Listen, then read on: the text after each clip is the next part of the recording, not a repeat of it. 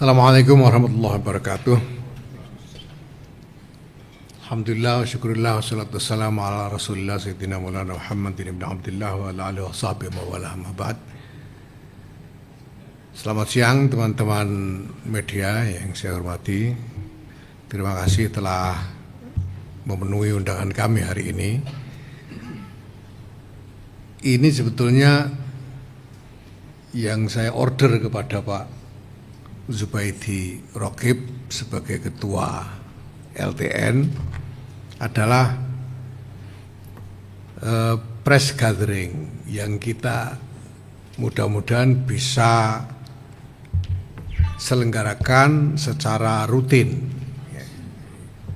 yang akan menjadi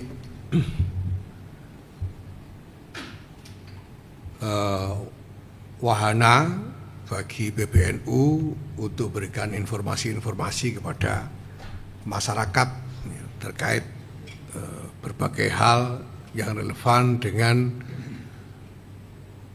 apa yang dilakukan oleh Nahdlatul Ulama.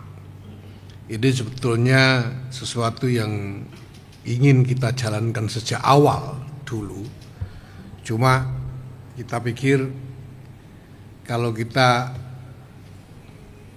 lakukan yang begini ini di awal-awal dulu, paling-paling kita cuma akan bicara kita akan begini, akan begitu, itu saya kira kurang enak kedengarannya. Nah, sekarang ini alhamdulillah kita sudah bisa melaporkan kepada masyarakat hal-hal yang berhasil dicapai selama pergulatan kurang lebih 3 tahun sejak kepengurusan periode ini. Dan kebetulan sebentar lagi kita juga akan menggelar peringatan hari lahir Nahdlatul Ulama. Saya kira sudah diketahui bahwa kami memperingati hari lahir Nahdlatul Ulama ini dengan 2 kalender. Kalender Hijriah dan kalender Masehi. Menurut kalender Hijriah, hari lahir NU itu adalah 16 Rajab. Di NU didirikan bertanggal 16 Rajab 1344 Hijriah. Nah, tanggal Masehinya adalah 31 Januari. Didirikan 31 Januari 1926. Nah, maka kami selalu berusaha untuk membuat peringatan harlah itu secara tersambung antara 16 Rajab dan 31 Januari ini. Nah, kebetulan tahun ini 16 Rajab itu jatuh persis tanggal 16 Januari. Jadi ada 2 minggu jarak antara kalender Hijriah dengan kalender Masehi ini, maka kami akan mulai nanti rangkaian kegiatan harlah itu dimulai dari 16 Rajab. Nah, mestinya berpuncak tanggal 31 Januari, tetapi karena satu dan lain hal, ada pertimbangan-pertimbangan teknis dan lain-lain, maka kita extend, kita perpanjang sampai tanggal 5 Februari, insya Allah nanti sebagai puncak resepsinya. Nah, kegiatannya akan mengadres 2 agenda kemasyarakatan yang paling utama yang menjadi kiprah NU, menjadi domain dari khidmah Nahdlatul Ulama. Yang pertama menyangkut pendidikan dan yang kedua menyangkut masyarakat di tingkat akar rumput. Maka nanti kami akan menggelar satu pertemuan yang bersifat nasional untuk membicarakan dan membuat perencanaan lebih konkret di samping evaluasi atas semua yang sudah berjalan menyangkut pendidikan dengan apa yang akan kami sebut sebagai Kongres Pendidikan Nasional NU. Karena NU ini punya sekian banyak model lembaga pendidikan dan ribuan, puluhan ribu satuan atau unit-unit lembaga pendidikan. Jadi mulai dari Raudatul Atfal atau taman kanak-kanak yang jumlahnya ada 13.000, kemudian pesantren yang jumlahnya 26.000, kemudian madrasah dan sekolah untuk pendidikan tingkat dasar dan menengah yang jumlahnya sekitar berapa?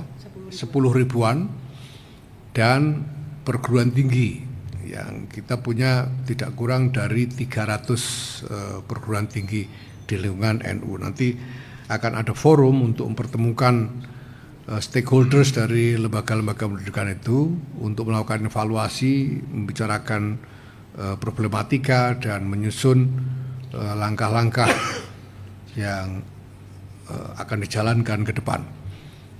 Yang kedua, dalam domain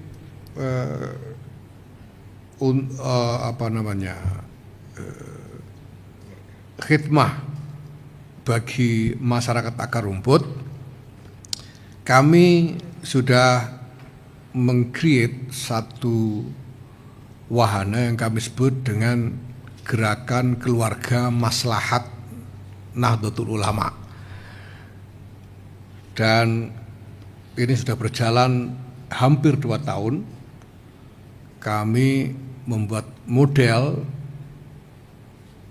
untuk menempatkan kader-kader NU di dalam kiprah yang langsung berhubungan dengan masyarakat akar rumput, dalam hal ini dalam lokus keluarga. Karena kami berpandangan bahwa masalah-masalah masyarakat di tingkat akar rumput itu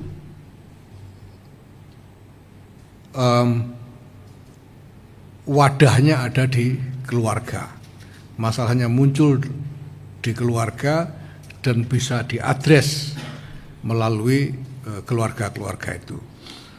Nah, ini sudah berjalan hampir 2 tahun. Kami membentuk satuan tugas sampai ke tingkat desa. Dan sekarang ini alhamdulillah kami telah berhasil menyelesaikan pembentukan satgas-satgas Gerakan Keluarga Maslahat NU ini sampai ke tingkat desa di 10 provinsi, yaitu di Jawa. Jawa ini minus Jakarta ya, minus Jakarta, karena kami masih harus belajar banyak tentang masyarakat kota gitu. Kalau masyarakat pedesaan kami kira-kira sudah agak hafal lah. Jadi untuk Jawa ini semua sudah terbentuk sampai ke desa selain Jakarta. Di Jawa Timur, Jawa Tengah, daerah istimewa Yogyakarta, Jawa Barat dan Banten sudah. Kemudian Lampung, Sumatera Selatan, Sumatera Utara, ya. Kemudian Kalimantan Selatan. Dan sekarang kita melangkah ke Sulawesi Selatan dan NTB, Sulawesi Selatan dan NTB. Nah, kami berharap bahwa ini bisa diperluas secara nasional ke semua provinsi. Nah, sementara ini dalam 2 tahun ini kami sudah berhasil membentuk di provinsi-provinsi yang saya sebut tadi, dan kegiatan sudah berjalan, sudah ada partisipan gerakan ini terdaftar, partisipan terdaftar tidak kurang dari 2 juta keluarga di seluruh Indonesia, lebih dari 2 juta keluarga. Saya kira hampir 2.500.000 keluarga ya. Itu sudah cukup banyak selama 2 tahun ini dengan berbagai macam kegiatan, terkait dengan masalah-masalah keluarga itu sendiri, mulai dari parenting sampai dengan keuangan rumah tangga, kesehatan, pendidikan, dan lain sebagainya. Nah, maka nanti kami juga akan menggelar satu klaster kegiatan dalam rangkaian Harlah ini. Jadi kalau menurut kalender Masehi ini nanti akan menjadi Harlah yang ke-102 dari 1344 sampai 1446, jadi 102. Kalau kalender Masehi ini menjadi Harlah yang ke-99, 1926 ke 2025. Kami akan menggelar selain Kongres Pendidikan Nasional NU tadi, juga Kongres Keluarga Maslahat NU. Nah, itu nanti ada sejumlah kegiatan dalam rangka itu, ya, berupa side event, ya. Termasuk diantaranya adalah insya Allah kami akan menggelar Festival Keluarga Indonesia, insya Allah nanti. Nah, kemudian kita puncai dengan resepsi yang insya Allah akan kita laksanakan pada tanggal 5 Februari di Istora, Pak? Di Istora Senayan, insya Allah. Nah, teman-teman sekalian, ini sebetulnya adalah juga merupakan semacam etalase dari pergulatan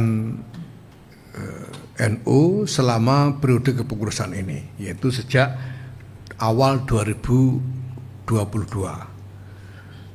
Kita tahu Muktamar ke-34 di Lampung diselenggarakan akhir 2021 dan kepengurusan periode ini mulai bekerja awal 2022. Nah, dalam rentang 3 tahun ini kami mengerjakan 3 agenda utama yang keseluruhannya sebetulnya merupakan agenda konsolidasi organisasi. Kami menetapkan bahwa sebagai agenda utama yang harus mutlak kita kerjakan saat ini adalah konsolidasi organisasi karena 2 kepentingan. Pertama, karena NU sampai dewasa ini sebetulnya telah mewarisi 100 tahun kiprah dengan warisan yang luar biasa raksasa. Ya, kalau dilihat lembaga-lembaga pendidikan yang sudah diinisiasi itu aja puluhan ribu, seperti saya sebut tadi, belum lagi berbagai macam inisiatif pelayanan masyarakat yang lain seperti pelayanan kesehatan dan juga berbagai macam kreasi yang sudah dibuat dan dilembagakan sejauh ini. Luar biasa besar. Belum lagi kalau kita lihat tumbuhnya ukuran dari komunitas NU itu sendiri. Beberapa waktu terakhir ini dipublikasikan oleh berbagai lembaga survei tentang perkembangan secara statistik, ya, jumlah orang-orang yang mengklaim dirinya sebagai warga NU. NU itu sampai sekarang tidak punya keanggotaan terdaftar, jadi tidak ada pendaftaran anggota, tidak ada nomor induk dan sebagainya. Tapi di luar sana ada orang-orang yang entah karena alasan apa, kalau ditanya itu, kalau kita tanya apakah Anda Muslim, apakah Anda ikut organisasi NU atau Muhammadiyah atau Persis atau yang lain, itu yang menjawab NU menurut survei-survei mutakhir, misalnya LSI tahun 2023 mengumumkan bahwa 56,9% ya, penduduk mengaku sebagai orang NU. Itu luar biasa besar. Dan yang terakhir Alfara tahun 2024 mengumumkan hasil 57,6% penduduk. Ini luar biasa besar. Nah, semua ini tentu, semua warisan 100 tahun ini tentu harus dikonsolidasikan. Dan kita harus meningkatkan kualitas manajemen berbagai macam urusan keorganisasian ini sedemikian rupa sehingga kinerja organisasi Nahdlatul Ulama ini menjadi lebih baik sehingga lebih mampu mengadres konstituensi yang begitu luas, yang luar biasa luas itu, begitu besar. Yang kedua, karena kita masuk satu era dengan fenomena-fenomena baru yang unprecedented, yang baru kita temui sekarang dan harus segera kita antisipasi, harus kita respon dan kita antisipasi perkembangan ke depannya pasti akan semakin cepat. Ya, misalnya revolusi teknologi informasi yang buat generasi hari ini itu sangat terekspos oleh teknologi-teknologi informasi yang baru itu. Dengan internet, dengan artificial intelligence dan lain sebagainya. Nah, ini harus direspon. Nah, semua itu tentu menuntut adanya konsolidasi yang betul-betul serius bagi keseluruhan pengelolaan organisasi Nahdlatul Ulama ini. Maka sejak awal kami menetapkan konsolidasi organisasi sebagai tulang punggung dari keseluruhan agenda dari kepengurusan periode ini. Nah, konsolidasi itu menyangkut 3 dimensi. Yang pertama, konsolidasi tata kelola, yang itu berarti kami harus merapikan berbagai hal menyangkut tata kelola organisasi, yaitu mekanisme-mekanisme, prosedur-prosedur, ya, dan standar-standar dalam pelaksanaan tugas-tugas keorganisasian ini harus kami perbaiki sedemikian rupa sehingga kinerja organisasi bisa lebih terukur dan strategi untuk peningkatan kualitas kinerja itu sendiri bisa dilakukan secara lebih sistematis. Yang kedua adalah konsolidasi sumber daya. Yang ini menyangkut sumber daya manusia dan sumber daya pembiayaan bagi kegiatan-kegiatan organisasi. Pertama, untuk yang tadi sedikit kembali ke dimensi yang pertama, yaitu konsolidasi tata kelola. Alhamdulillah kami sekarang sudah berhasil menyelesaikan berbagai macam desain tata kelola organisasi yang kemudian berhasil kami lembagakan secara nasional. Yang bisa kita lihat sebagai hasilnya sekarang ini adalah bahwa berbagai macam proses keorganisasian bisa berlangsung dengan lebih tertib dan sangat meminimalisir kontroversi. Ya. Sampai sekarang di dalam berbagai macam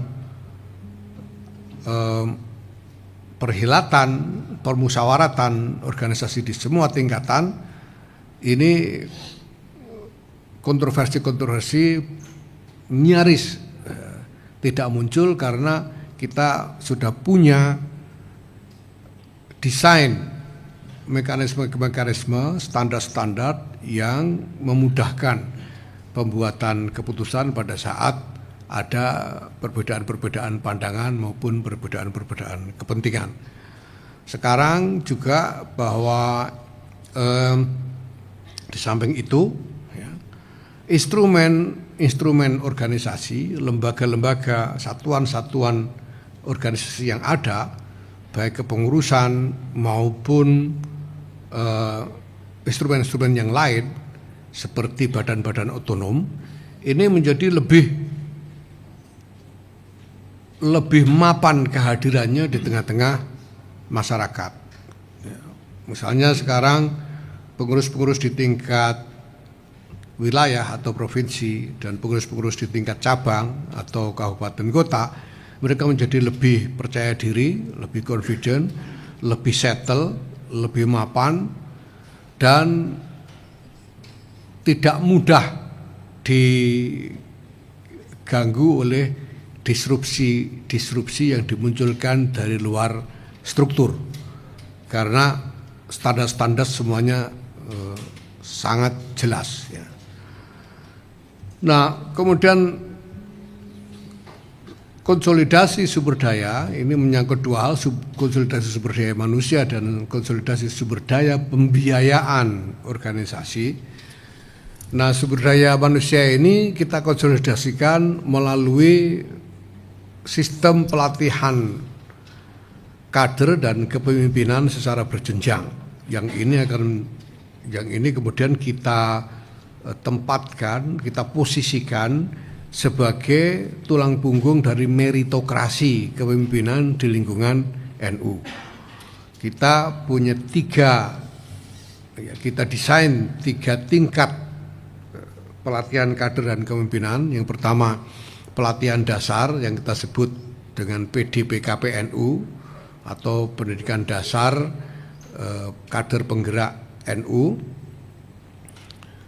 yang sekarang alhamdulillah telah berhasil kita jalankan setelah 2 tahun ini, karena kita butuh membuat persiapan konseptual sebelumnya, dan 2 tahun sudah berjalan, alhamdulillah kita sudah berhasil melaksanakan lebih dari 1000 kali pelatihan tingkat dasar ini seluruh Indonesia, dan sudah meluluskan lebih dari 93.000 kader lulusan pelatihan tingkat dasar ini di seluruh Indonesia. Ini masih jauh dari target, karena kami menargetkan nantinya kalau sudah full throttle ya, kalau sudah penuh ritmenya, kita berharap bisa melatih setiap tahunnya sekurang-kurangnya 150.000 kader untuk tingkat dasar ini.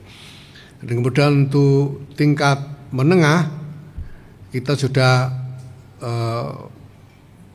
melaksanakan dengan frekuensi yang cukup besar juga, tidak sebesar di tingkat dasar, tapi kita sudah berhasil meluluskan untuk pendidikan kepemimpinan tingkat menengah ini lebih dari 2.500 kader. Nah, untuk tingkat puncaknya kami sekarang dalam proses untuk menetapkan desain pelatihannya yang akan kita sebut sebagai Akademi Kepemimpinan Nasional NU, dan insya Allah akan segera kita mulai pada bulan Juli yang akan datang, insya Allah.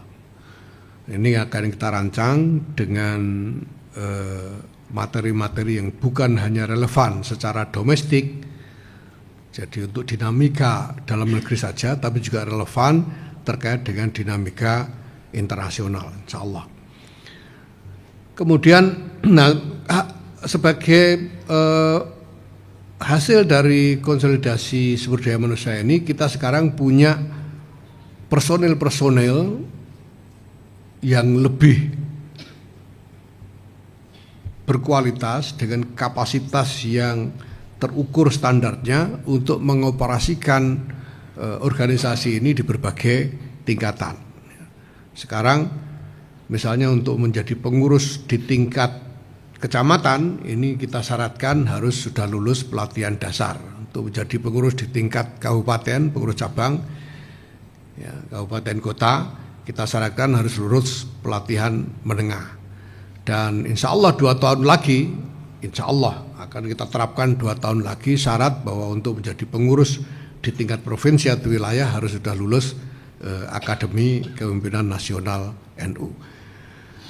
Nah, sekarang ini kita sudah melihat dinamika yang sudah berubah secara umum, hampir merata di seluruh Indonesia, karena personel-personel dari kepengurusan yang kita punya sekarang itu sudah memiliki standar kapasitas yang terukur. Kemudian dalam konsolidasi sumber daya pembiayaan, kita sudah menginisiasi berbagai macam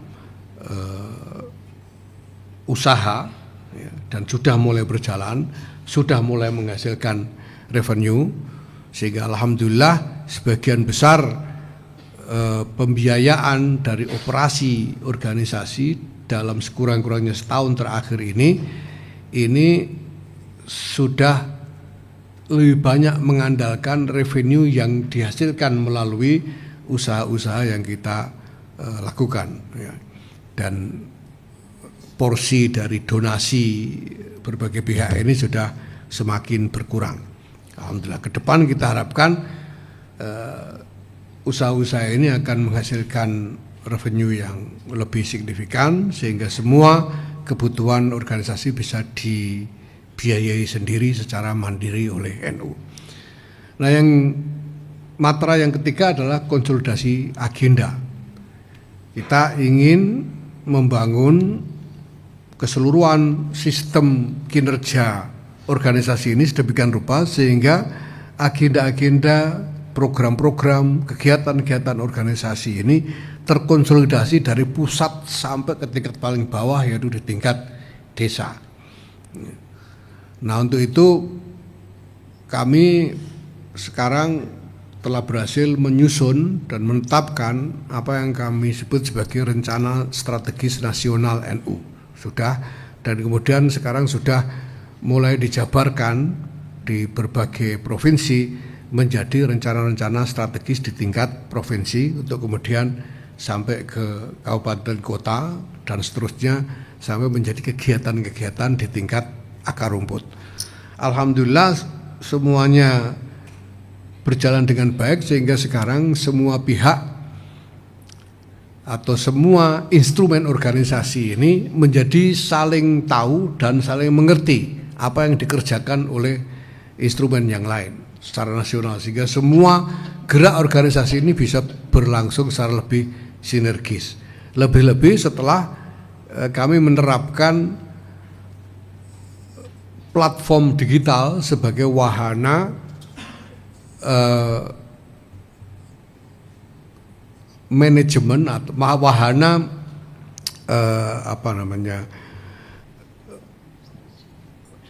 pemrosesan ya berbagai macam urusan organisasi mulai dari pusat sampai ke daerah. Sekarang kami sudah punya satu platform digital untuk berbagai urusan administrasi organisasi ya, mulai dari pusat di PBNU sampai ke tingkat kabupaten kota, cabang, alhamdulillah yang kami sebut sebagai Dikdaya Persuratan. Dikdaya Persuratan itu singkatan dari digital, data dan layanan untuk persuratan. Ini nanti lebih lanjut akan kami kembangkan menjadi platform digital untuk berbagai macam bentuk layanan masyarakat yang dikembangkan oleh NU. Ini akan menjadi alat yang memudahkan, yang akan menopang manajemen keorganisasian secara nasional sehingga semuanya menjadi terkonsolidasi, lebih koheren dengan kinerja yang lebih bisa dirasakan secara nyata oleh masyarakat. Nah, dengan semua yang telah kami kerjakan itu, komitmen dasar yang ingin kami tegakkan dalam hal ini adalah bahwa NU ini ingin hadir di tengah-tengah masyarakat untuk berkontribusi mengupayakan kemaslahatan bagi masyarakat secara keseluruhan. Dan upaya ini dan untuk itu ya, untuk berkontribusi itu NU menyediakan diri untuk bekerja sama dengan pihak manapun yang punya tujuan yang sama, yaitu menghadirkan kemaslahatan bagi masyarakat. Termasuk dalam hal ini kerjasama dengan pemerintah. Selama ini kami sudah menginisiasi sejumlah hal dalam kerjasama dengan pemerintah, termasuk dalam kegiatan gerakan keluarga maslahat NU ini, dan juga dengan berbagai macam pihak swasta, baik itu kalangan bisnis maupun NGO yang lain. Dan kami bisa katakan sekarang ini kami siap untuk berkontribusi. Ya, saya sudah sampaikan dalam berbagai kesempatan bahwa pasti pemerintah, siapapun pemimpinnya, membangun agenda-agenda untuk kemaslahatan rakyat, dan NU siap berkontribusi untuk ikut mendukung dan membantu upaya-upaya menghadirkan kemaslahatan itu. Nah, maka kami juga berharap bahwa pemerintahan Presiden Prabowo Subianto dan Gibran Rakabuming Raka ini juga terbuka untuk kerjasama dengan Nahdlatul Ulama, karena insya Allah kami bisa memberikan kontribusi yang cukup bermakna, terutama dengan instrumen keorganisasian yang sudah berhasil kami bangun secara luas dan menyebar di seluruh Indonesia, dan semuanya terkonsolidasi sehingga bisa digerakkan dengan lebih mudah untuk menghantarkan agenda-agenda kemaslahatan yang dibangun itu, sehingga sungguh-sungguh bisa mencapai dan dirasakan manfaat nyatanya oleh masyarakat di tingkat bawah. Ya. Saya kira ini yang bisa saya sampaikan sebagai informasi umum, dan silakan nanti apabila ada yang ingin ditanyakan. Terima kasih. Assalamualaikum warahmatullahi wabarakatuh. Monggo teman-teman, barangkali ada yang ingin bertanya bisa langsung kepada Ketua Umum satu-satu ya. Monggo Mas yang pakai jaket dari mana, sebutkan nama dan medianya. Baik, terima kasih. Assalamualaikum warahmatullahi wabarakatuh. Kenalkan, saya Amam dari Tempo Gus. Selamat siang Gus. Saya ada beberapa pertanyaan, insya Allah relevan dengan yang tadi disampaikan. Pertama soal ini Gus, tadi Gus saya cerita soal concern di pendidikan di momen Hari NU nanti. Nah, berkaitan dengan pendidikan Gus, dengan banyaknya instansi pendidikan NU, bagaimana tanggapannya Gus saya soal wacana pengadaan kembali ujian nasional? Karena itu kan bagian penting dari pendidikan juga. Yang kedua soal tadi Gus saya juga menyampaikan soal akar rumput, konsep di akar rumput. Salah satu elemen akar rumput mungkin UMKM Gus ya. Ada nggak sih Gus keterlibatan UMKM NU di program dengan bergizi gratis? Mungkin ada koordinasinya dengan pemerintah sudah sejauh. Terus rambutnya Gus agak banyak. Tambah lagi ini Gus, tadi juga, oh iya, tadi disampaikan bahwa NU ini kan sampai 50 jutaan warga Nahdien ini, sekitar segitu ya. 50%. Oh, 58%, maaf teman. Pasti orang haji juga paling banyak dari NU ya pasti. Aspirasi NU terkait biaya haji, kemarin kan lagi kita ramai di Panja Haji DPR. Mungkin seperti apa, dan kalau ingin turun mungkin punya target sebesar apa turunannya? Terakhir Gus, tadi soal soal tidak mungkin itu aja Gus. Terima kasih. Mau langsung dulu apa nunggu yang lain? Langsung aja biar ya. ini. Ya. Oke. Mengenai ujian nasional ya, ini pertama ini soal kebijakan pemerintah. Ya, sejauh ini saya kira masyarakat masih belum cukup mendengar atau dilibatkan dalam diskusi mengenai seluk-beluk gagasan mengenai polisi ujian nasional ini. Nah, tapi kami memperkirakan bahwa kita ini punya masalah menyangkut integrasi semua sistem yang kita bangun secara domestik ini dengan arena pergulatan internasional. Nah, selama ini kita sudah mendengar berbagai masalah yang terkait dengan standar pendidikan domestik kita ketika dibawa ke lembaga-lembaga pendidikan internasional. Misalnya lulusan-lulusan madrasah aliyah kita, yang ini pengalaman NU sendiri ya. Baik madrasah aliyah negeri yang dikelola pemerintah maupun swasta, bahkan yang dikelola oleh NU sendiri, ini ketika mendaftar ke universitas-universitas internasional atau di luar negeri seperti Al-Azhar misalnya, itu kita masih harus kejar standar jasanya gitu. Karena sekolah-sekolah yang kita miliki ini lulusannya ternyata beda-beda gitu. Di sini kita harus buat seleksi dulu supaya kita ketemu dengan kualitas lulusan yang standar, dan ketika dibawa ke sana ternyata di sana juga masih harus disesuaikan dulu. Tidak semuanya bisa langsung masuk ke menjadi mahasiswa di perguruan tinggi internasional itu. Nah, saya kira hal-hal ini mungkin menjadi pertimbangan ketika berpikir tentang perlunya ujian nasional. Sedemikian rupa sehingga sistem pendidikan kita ini lebih terintegrasi dengan sistem pendidikan global yang sekarang berkembang di seluruh dunia. Saya kira itu satu hal yang memang menjadi concern. Ya. Nah, cuma nanti bentuknya seperti apa, nah itu tentu membutuhkan pengolahan lebih lanjut. Ya.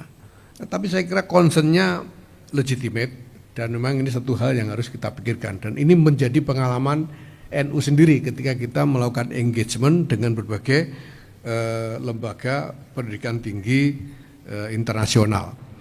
Nah, kemudian yang kedua soal UMKM, ya kami sadar bahwa UMKM ini menjadi salah satu arena khidmah yang strategis bagi NU. Kami juga sudah menginisiasi sejumlah hal, antara lain kami membangun jaringan retail ya, yang sekarang juga sudah mulai jalan. Kita mulai dari Jember dan kita akan kembangkan ke berbagai daerah. Kami juga mengembangkan beberapa titik usaha agrobisnis ya, antara lain di Magelang dan di Jawa Timur, juga di Jogja juga ada ya. Nah, apakah ini nanti bisa dilibatkan di dalam program makan siang bergizi itu? Nah, ya tentu kami ingin berkontribusi gitu. Kalau memang ada ruang kontribusi di situ. Nah, kami sekarang sedang menunggu bagaimana konstruksi yang dibangun pemerintah untuk pengelolaan program makan siang ini. Nah, yang sekarang kalau untuk makan bergizinya kita sudah menguji cobakan dengan kantin, tapi tidak dalam area. Betul. Nah, jadi nanti mungkin Bu Alisa bisa memberi tambahan keterangan ya. Beberapa hal sudah mulai sebagai inisiasi ya, tapi ini sesuatu yang memang belum seluruhnya selesai gitu. Sekarang ini ada beberapa pesantren yang sudah dihubungi untuk dijadikan pilot project, ya, dijadikan tempat membangun pilot project bagi pelaksanaan makan bergizi gratis ini.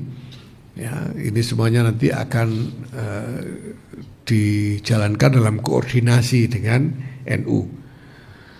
Nah, mudah-mudahan dalam waktu dekat ini, karena kalau kita lihat pace-nya ini memang sangat intens ya, dan dikerjakan dengan cukup cepat. Ya, mudah-mudahan dalam waktu yang tidak lama lagi ini semuanya akan menjadi model yang lebih jelas.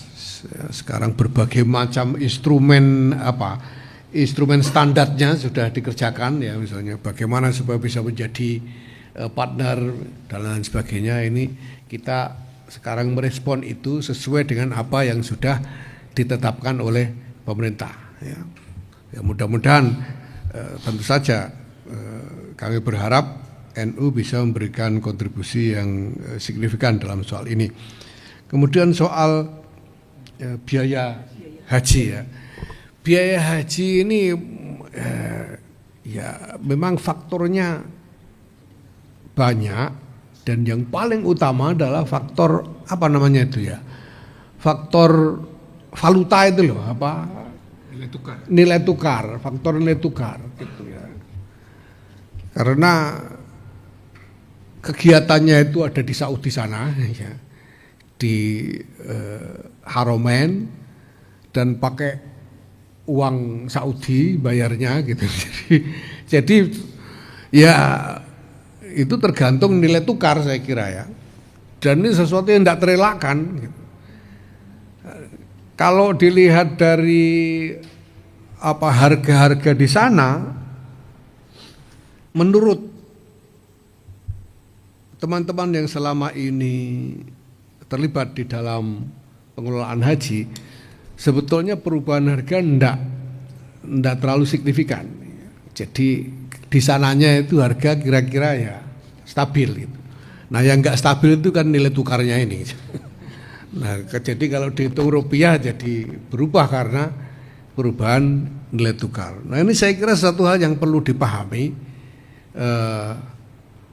oleh masyarakat, ya, karena ini bukan hanya soal bagaimana kita melakukan manajemen yang efisien saja, tapi ini terkait dengan kinerja ekonomi yang lebih luas toh.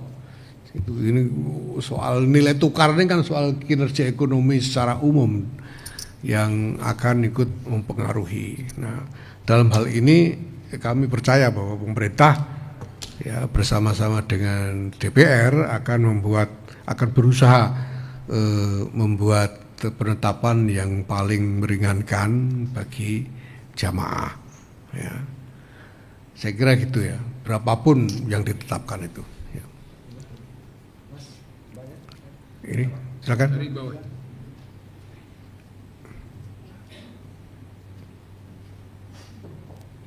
Selamat siang Bu, sama saya Hilal dari Tujuan. Ini sebenarnya agak out of topic sedikit dari pendidikan dan lain-lain. Ini mengenai putusan MK yang baru aja diputuskan sama MK terkait dengan presidential threshold. Nah, tanggapan Gus sebagai ketua PBNU ini, NU ini kan dikenal sebagai ormas Islam terbesar. Nah, kira-kira tanggapan mengenai presidential threshold itu seperti apa, Gus? Pertama-tama saya kira perlu dipahami, ya, bahwa posisi NU dan warganya di dalam hal ini kan hanya sebagai pencoblos. Kalau kita diberi kesempatan nyoblos, kita nyoblos itu aja. Nah, soal siapa yang boleh nyalon atau tidak, ini kan domain dari aktor-aktor politik kelembagaan, ya, yaitu partai-partai, DPR, ya, dan lain sebagainya. Ya, saya kira ini perdebatan yang cukup lama dan sekarang kebetulan sudah menjadi keputusan MK. Ya. Pasti MK di dalam membuat keputusan ini punya nalar konstitusionalnya sendiri tentang apa yang menurut MK lebih konstitusional, ya. Nah, sementara di sisi lain, saya kira aktor-aktor politik ini dan terutama para pemimpin politik kita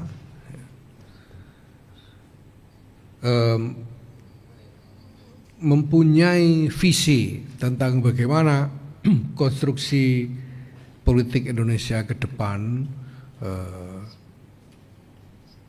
harus diciptakan supaya ada keseimbangan antara tuntutan demokratisasi dan efisiensi manajemen politik nasional. Ya. Kita tentu tidak hanya berpikir pokoknya asal demokrasi dengan mengorbankan katakanlah sistem politik yang tidak efisien gitu ya. Tentu tidak ya. Tapi harus ada perimbangan tentang hal itu. Saya kira ini menjadi gagasan dari para pemimpin politik. Nah, buat kami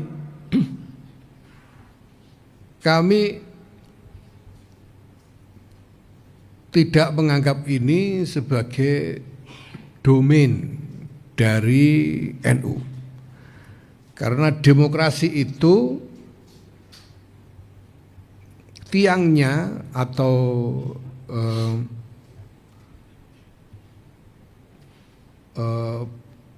pondasinya adalah partai-partai politik.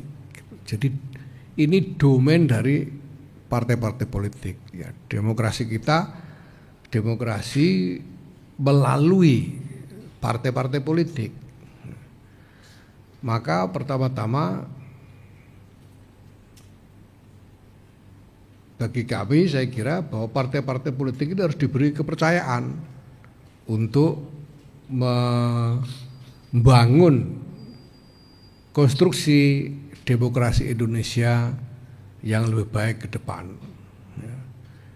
Karena tidak mungkin demokrasi bisa berjalan tanpa partai-partai politik yang dipercaya oleh rakyat. Nah, kita butuh partai politik yang kuat, dan kita butuh adanya kepercayaan atau trust dari rakyat kepada partai-partai politik ini sebagai jembatan yang menyambungkan aspirasi dari rakyat ini kepada agregasi politik di tingkat negara dan pemerintahan. Ya, nah sekarang sudah ada keputusan MK seperti itu.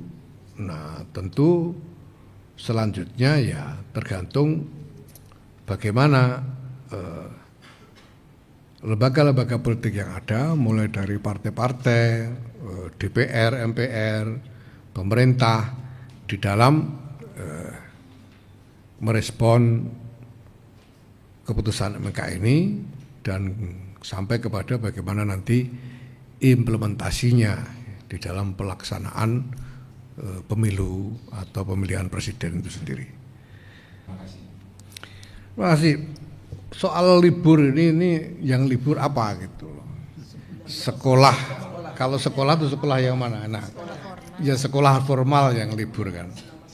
Selama 9 penuh. Jadi ya wacana, tapi kita udah pernah. Sekolah libur 9 penuh itu dulu sudah pernah. Tidak libur juga sudah pernah. Ya. Dan kita sudah tahu apa yang kemudian bisa dilakukan selama liburan itu, sehingga saya kira ada evaluasi lah sejauh mana waktu libur selama Ramadan itu bisa memang lebih bermanfaat bagi anak-anak sekolah. Nah, maka menurut saya tergantung libur itu diisi apa. Kalau suruh libur, suruh tidur di rumah saja kan ya itu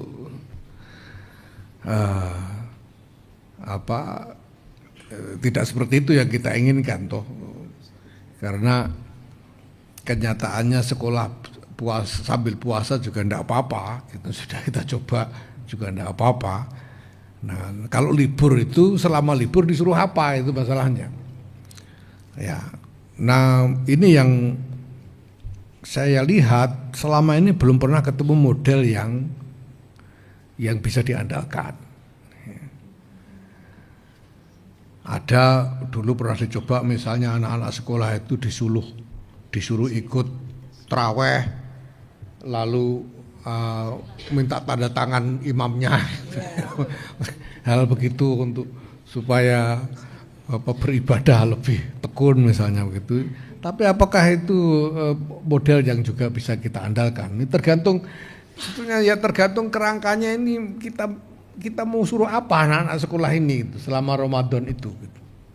Nah kalau di pesantren itu ya malah Ramadan itu lebih banyak ngajinya daripada di luar Ramadan gitu. Kalau di luar Ramadan itu ngaji paling-paling sehari 3 kali kalau pesantren rasional itu ya. Ba'da subuh, waktu duha, kemudian habis maghrib atau habis isya. Tapi kalau Ramadan itu sehari bisa 6-7 kali ngajinya itu. Bisa sampai jam 12 malam menjelang sahur baru selesai. Jadi menghabiskan, karena idenya adalah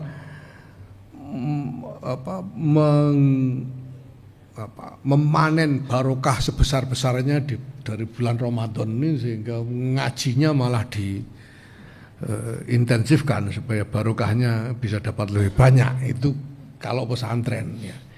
Nah, anak sekolah ya mungkin baik libur penuh sebulan, tapi disuruh apa? ini yang harus dibangun dulu. Ramadan itu digunakan untuk apa bagi anak-anak sekolah ini gitu. Apalagi kalau kita ingat dengan anak-anak sekolah yang non muslim gitu. Nah, apakah yang non muslim ikut libur gitu? Nah, kalau ikut libur disuruh apa? Ramadan non muslim itu kan juga harus dipikir gitu loh. Jadi ini bukan hanya soal libur tidak libur, tapi libur untuk apa gitu. Nah, ini yang harus dibangun modelnya. Sudah pernah dicoba, tapi kami lihat selama ini belum ketemu model yang jelas ya, yang bisa kita andalkan. Kemudian soal PPN 12% ya, ini kan undang-undang dibuat beberapa tahun yang lalu ya. Tahun berapa itu undang-undangnya? Tahun 2021 ya. Itu undang-undang tahun 2021 yang kemudian di situ ada klausul diterapkan tahun ini begitu kan. Paling lambat paling lambat 1 Januari 2025 itu klausulnya kan begitu. Nah, maka sebetulnya pertama sebagai kebijakan itu sudah jadi keputusan politik, sudah jadi undang-undang. Masalahnya itu, ini sudah jadi undang-undang, dan undang-undang itu sudah menyatakan diterapkan paling lambat tanggal 1 Januari 2025 gitu. Nah, tentunya ada logika di situ bahwa sampai dengan tanggal 1 2025 mestinya ada hal-hal yang dipersiapkan supaya memungkinkan untuk penerapannya tanggal 1 Januari 2025. Nah, maka ya pemerintah saya kira bertindak sesuai dengan pertimbangan-pertimbangan itu. Nah, buat kita rakyat publik ini, yes, mungkin saya tidak tahu ya, mungkin agak telat kita ikut ngomong soal ini. Sudah jadi undang-undang gitu. Mestinya dulu-dulu kita diajak ngomong juga, tapi 2021 itu kita nggak terlalu dengar soal ini. Nah, mestinya tempo hari saya mengatakan bahwa sebetulnya masyarakat ini butuh penjelasan yang lebih lengkap tentang kenapa harus ada kenaikan 12%. Apa yang menjadi alasan urgensi dari kenaikan pajak itu, dan apa yang bisa dijanjikan sebagai benefit untuk rakyat kalau itu naik. Kan ini bahan diskusinya harus itu, sehingga kita bisa bicara. Nah, sementara hal-hal ini memang belum cukup keluar dalam perbincangan publik gitu ya. Nalar fiskalnya bagaimana, bisa kita harus naik, ini kebutuhannya apa sih gitu, dan sebagainya.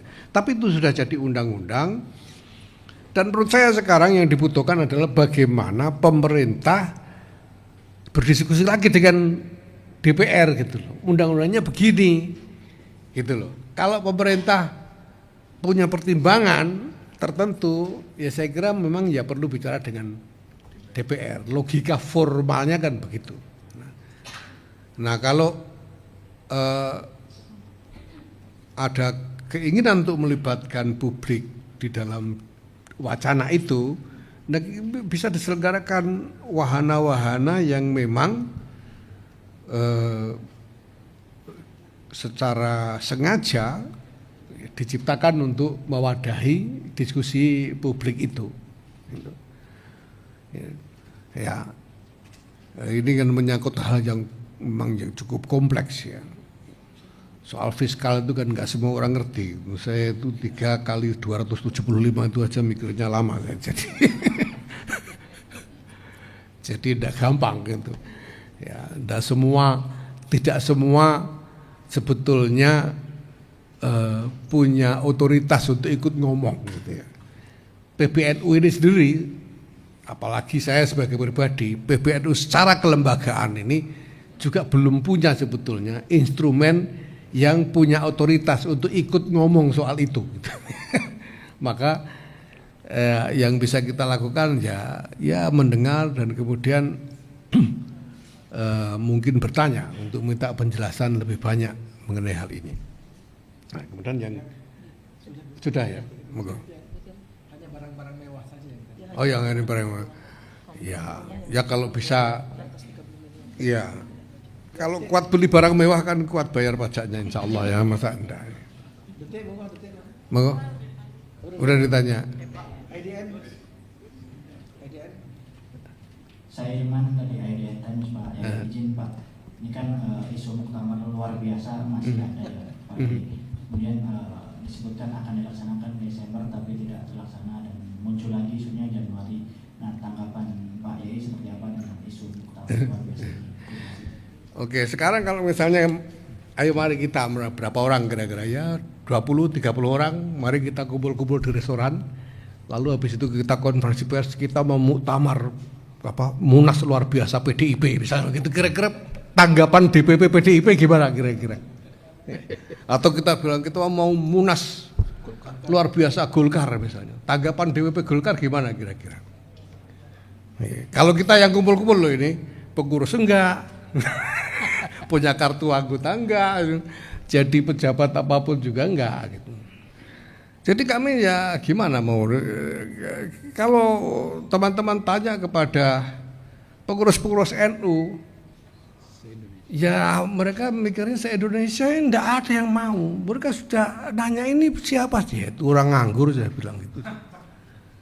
Dan mereka juga enggak ada. Nah kalau memang ada keinginan silahkan bicara ke pengurus-pengurus cabang, yakinkan mereka untuk minta muktamar luar biasa, silakan.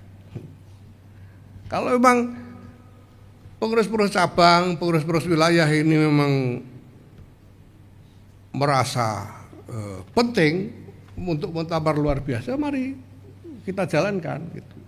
Karena itu juga sudah diatur dalam ADRT bahwa muktamar luar biasa itu bisa dilaksanakan apabila diminta oleh lebih 50% pengurus wilayah tingkat provinsi dan pengurus cabang tingkat kabupaten kota, lebih dari 50%.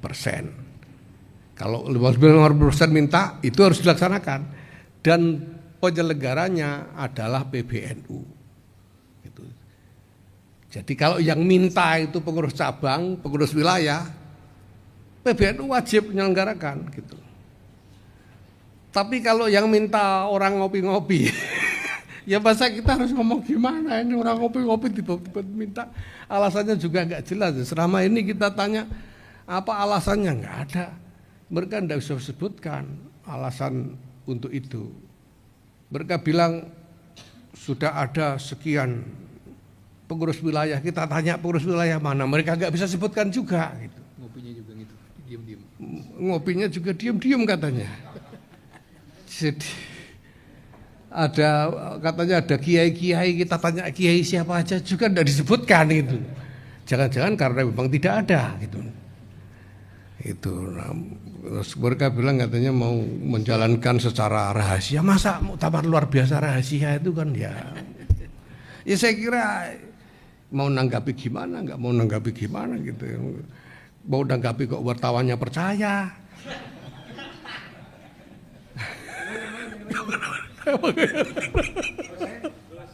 Iya, iya. Iya, langsung. Hah? Menyambung lagi dari Makin Ridwan, putusan 3 jam presidensial threshold kan, tapi kalau kita ingat kader NU banyak juga yang berkontribusi di partai politik. Mungkin ini membuka kesempatan buat NU mendorong juga kadernya lagi. Atau yang kedua Pak, ini posisi arti kan juga rilis nama-nama 5 tokoh di tahun 2024. Salah satunya ada mantan presiden kita. Dari PBNU menanggapinya gimana? Gimana masyarakat harus bisa menanggapi hal itu Pak? Ya, pertama soal threshold tadi itu ya, sekali lagi itu domain partai politik, silakan aja. Bahwa warga NU ada di mana, di semua partai politik, ya memang iya. Ya tergantung, kalau dia memang menonjol di partainya masing-masing bisa aja dia jadi calon gitu. Tapi ya jangan sampai tiba-tiba orang bikin partai cuma sekedar mau nyalon gitu kan. Nanti kan kasihan KPU-nya itu, kasihan yang nyoblos juga kalau calonnya kebanyakan. Jadi itu juga perlu dipertimbangkan. Ya silakan saja di proses ya hal ini oleh lembaga-lembaga yang memang berwenang untuk itu, punya otoritas untuk itu, yaitu lembaga-lembaga politik, mulai dari partai politik ke DPR, MPR dan pemerintah. Ya, silakan saja. Nah kemudian soal itu ya apa yang terkorup ya, tuduhan terkorup itu ya. Ini kan begini banyak. Ini NGO yang wacana yang mereka lontarkan ini dasarnya apa, publik sebetulnya juga tidak terlalu mengerti, dan kita juga tidak tahu apakah ini cukup kredibel atau enggak gitu. Kalau yang menetapkan itu misalnya lembaga tribunal misalnya ya, pengadilan ya, apakah pengadilan internasional atau apa, itu soal lain. Tapi ini NGO ya. Saya juga baru ini dengar ada apa OCCRC itu ya, baru kali ini saya dengar gitu ya. Dan di Belanda itu memang banyak yang begitu. Nah, saya kira sejauh ini ya, saya pribadi melihatnya sebagai bagian dari semacam kampanye politik saja, entah untuk tujuan pertarungan apa gitu. Tapi kalau kredibilitas kebenarannya, saya kira itu masih sangat bisa dipertanyakan, apakah itu kredibel atau tidak. Karena orang siapa aja bisa bikin lembaga apa aja, kemudian membuat kampanye dengan cara yang saya kira semua orang bisa, asalkan ada biayanya. Untuk satu isu apa saja itu bisa. Ya. Dua lagi siapa ya? Itu tadi. Oh yang tadi. Perkenalkan, saya Ridwan dari CNBC Indonesia Pak. Izin bertanya Pak tentang update terkait izin tambang Pak. Rencana untuk eksplorasi dan produksinya dilakukan kapan? Kita sudah mulai, progresnya sudah sejauh apa dan sudah berapa hektar yang sudah dikerjakan? Lalu yang kedua Pak, berapa potensi produksi dan juga apakah ada rencana hilirisasinya? Jika ada sudah sampai mana? Lalu yang ketiga, apakah yang mengelola tambang seluas 26.000 hektar adalah dari pihak perusahaan tambang PBNU? Jika iya, bisa disampaikan strukturnya. Terima kasih. Oke. Ya. Jadi yang sudah keluar sekarang itu adalah WIUPK. Jadi wilayah izin usaha pertambangan khusus, karena ini merupakan kebijakan yang memang khusus diberikan untuk ormas-ormas. Dan kami memang sudah mendapatkan koordinat wilayahnya, itu ada sekitar 25-26 ribu hektar di Kalimantan Timur. Baru itu yang keluar. Nah kemudian masih harus dipersyaratkan macam-macam hal, dipersyaratkan studi lingkungan, dipersyaratkan ini itu yang sekarang sedang dalam proses. Nah kami sesuai dengan yang disyaratkan oleh peraturan presiden itu sudah membentuk satu badan usaha yang dimiliki oleh koperasi. Koperasi itu adalah koperasi milik PBNU bersama dengan pengurus dan warga. Namanya apa ya, lupa saya. Strukturnya seperti itu, dan kemudian membentuk satu badan usaha yang bergerak di bidang pertambangan. Ya. Badan usahanya itu namanya BUMN, singkatannya itu. Ya, badan apa? Saya lupa itu singkatannya. Nanti kita tanyakan ya. Dan dimiliki sahamnya oleh koperasi. Nah sekarang berbagai macam rangkaian dari persyaratan-persyaratan untuk memulai eksplorasi dan seterusnya masih sedang dipersiapkan, ya, belum selesai. Nah tentu saja nanti kami akan mengikuti ya, alur yang ada itu ya, karena ini izinnya sudah diberikan kepada kami ya, dan semuanya akan kami penuhi. Nah soal potensi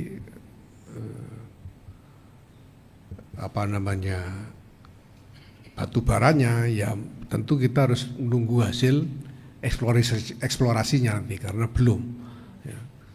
Sekarang izin untuk eksplorasi itu saja masih baru diproses gitu. Jadi kita belum bisa sebelum ada izin untuk eksplorasi ya. Ini masih dalam proses lah. Tapi wilayah izin usaha pertambangan sudah terbit sehingga untuk mendapatkan izin usahanya itu sudah bisa mulai diproses. Tapi itu sekian banyak persyaratan yang harus kita penuhi. Ya. Kemudian soal hilirisasi, nah ini tentu kami sementara ini memang belum sampai berpikir tentang bagaimana desain pengembangan dari usaha ini, ya, karena belum sungguh-sungguh mulai.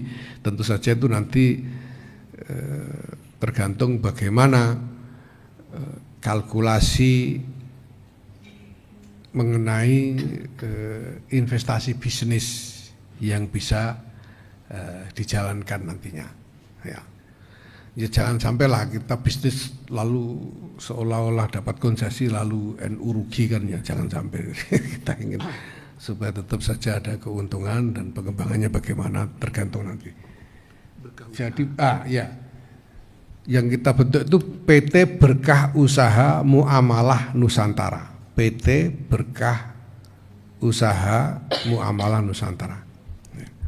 Ini nama perusahaannya ya, yang dimiliki oleh Koperasi Nahdlatul Ulama. Sahamnya dimiliki oleh Koperasi Nahdlatul Ulama. Saya kira itu untuk tambang ya. Gus, ya, mau menanyakan menyambung tentang tambang, bagaimana komitmen PBNU dalam tanggung jawab lingkungan ke depannya gitu ya. Karena kita juga tahu ketika tambang itu ada reklamasi gitu dan biayanya juga sejauh saya itu cukup tinggi dan penanggung jawab yang harus melakukan reklamasi adalah pemegang IUP. Itu bagaimana dan reklamasinya jenis yang seperti apa? Barangkali udah ada pembahasan. Mungkin itu Gus. Makasih. Dari kompas.com. Oke. Ya, pemerintah sebetulnya sudah punya aturan tentang itu. Jadi memang sebelum mulai itu kami diwajibkan menyetor uang jaminan reklamasi yang jumlahnya memang besar, dan itu berarti kami harus mencari investor. Kami harus mencari investor yang yang bisa membantu kami untuk pendanaan itu nantinya ya. Nah, reklamasi itu akan dilakukan. Jadi ini uang bukan artinya bukan hilang buat pemerintah ya, tapi nanti reklamasi itu akan dilakukan dengan menggunakan dana yang sudah disetor itu. Gitu. Nah tentu itu nanti secara otomatis harus dijalankan. Kalau tidak dijalankan, ya itu jadi masalah hukum saya kira ya. Jadi memang ada kewajiban untuk itu dan tidak mungkin tidak dijalankan sebetulnya. Ya, memang harus dijalankan. Saya kira belum seluruhnya. Nah sekarang kita sedang mencari ya itu tadi mencari partner investor karena menggalang dana yang besar itu juga bukan hal yang mudah ya. Dan itu tergantung kalkulasi mengenai potensi kandungan dan lain sebagainya. Semuanya dalam perhitungan yang ya agak rumit. Ya. Baiklah teman-teman, mungkin Gus, kita satu lagi, sudahin. Dikit Gus, soal program prioritas dari PBNU sendiri di 2025 apa aja yang akan diprioritaskan utama. Kemudian yang kedua menghindari Gus palsu Gus. Apa tips atau apa ya yang akan dilakukan oleh PBNU? Pertama kemudian, soal ya. Prioritas kembali tentang ini Gus, penegasan ke arah mana informasi dan transformasi digital. Oke. Terima kasih. Terima kasih. Oke, tentang program prioritas kami untuk 2025 ini pertama-tama soal gerakan keluarga maslahat ini akan menjadi prioritas. Ya. Jadi kami akan cukup intensif memfokuskan energi sumber daya untuk gerakan keluarga maslahat NU ini. Dan yang kedua persis soal digital. Ya. Jadi soal digital ini pertama kita ini itu kan memang kami buat Digdaya NU itu. Jadi nanti semua data dan layanan NU ini akan kita tampung dalam satu platform digital. Nah, sehingga koordinasi bisa lebih mudah. Sekarang ini sudah jalan untuk administrasi, sudah jalan dan kita sudah rasakan faedahnya. Segala sesuatunya menjadi jauh lebih efisien, proses menjadi jauh lebih cepat dan seterusnya. Dan sudah sampai mulai dari PBNU sampai ke tingkat cabang, ke kabupaten kota. Ini alhamdulillah. Nah, ke depan layanan-layanan ini sekarang sudah ada soal kaderisasi, sudah ada platform yang di-create. GKMNU juga sudah mengkreasi platform digitalnya sendiri. Ini semua nanti akan kita integrasikan di dalam satu platform digital besar gitu ya. Nah, itu akan menjadi prioritas kami tahun 2025 ini. Kita harapkan akhir 2025 ini GKMNU ini sudah merata pembentukan satgasnya di seluruh Indonesia dan juga program-programnya juga merata ya, untuk keluarga-keluarga di seluruh Indonesia. Dan perlu dicatat bahwa objek atau sasaran dari program GKMNU ini tidak khusus warga NU saja. Ini kita desain sebagai layanan inklusif, layanan untuk semua masyarakat. Jadi yang mau ikut itu enggak ditanya NU apa enggak gitu. Pokoknya kalau mau ikut ya ikut saja gitu. Ditanya agamanya juga enggak gitu. Pokoknya ini untuk umum lah, sebagai layanan NU untuk masyarakat secara umum. Kemudian untuk Gus palsu itu iya, selama ini tuh belum pernah ada mereknya Gus itu memang. Jadi kita mau bilang palsu ndak palsu itu juga susah. Menurut saya ya ini soal soal masyarakat aja lah gitu. Soal masyarakatnya. Kalau ngomong sarjana palsu misalnya kan kita bisa nanya ijazah dan lain-lain gitu ya Tapi kalau Gus asli itu tidak ada ijazahnya, Bu. Jadi kita juga nggak bisa ngomong apa-apa. Silakan aja. Kalau ada orang bilang Gus itu harus anaknya kiai, ya kiai itu kan macam-macam. Kiai itu ada kiai besar, ada kiai kecil, ada kiai tunggul wulung, ada kiai selamat dan lain sebagainya, itu macam-macam. Jadi menurut saya ini bukan isu yang harus terlalu kita pikirkan. Biar aja. Orang pengen dipanggil Gus kok nggak boleh gitu. Ya tidak apa-apa lah. Silakan saja gitu ya. Baiklah teman-teman, kopinya udah habis ya. Oke, gitu ya. Terima kasih semuanya teman-teman ya. Kita ketemu lagi pada mudah-mudahan kesempatan. kita bisa lakukan ini secara reguler. Ya, reguler. Nanti bangun lagi. Terima kasih banyak atas segala